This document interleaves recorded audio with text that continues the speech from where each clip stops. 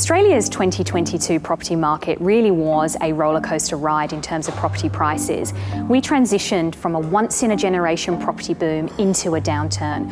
We saw phenomenal rates of growth over 2021, and we saw our combined capital city house prices hit a record high in 2022. But by the end of the year, what we had transitioned into is the fastest quarterly decline on record across our combined capitals. The 2021 property boom was a once-in-a-generation price boom.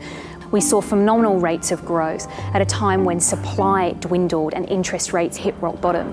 We saw Australia's property market become synchronised, which meant that every single area across Australia was rising in price, and most of our capital cities achieved a record high house price during this boom.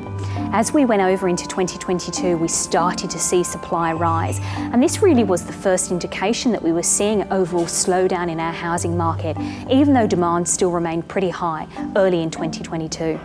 Then things changed quite rapidly from May. We saw the RBA move through its most aggressive rate hike since the early 90s. So not only were buyers battling affordability issues of actually purchasing, they were also battling lower borrowing capacity as well as mortgage affordability. Overall supply hit a low early in 2022, but we started to see supply rise. And as the year has unfolded, total supply on the market, so choice for buyers, increased. This provided buyers greater negotiation power. By the end of the year, the market had tipped firmly in favour of buyers. But despite being in a downturn, it's important to keep that perspective.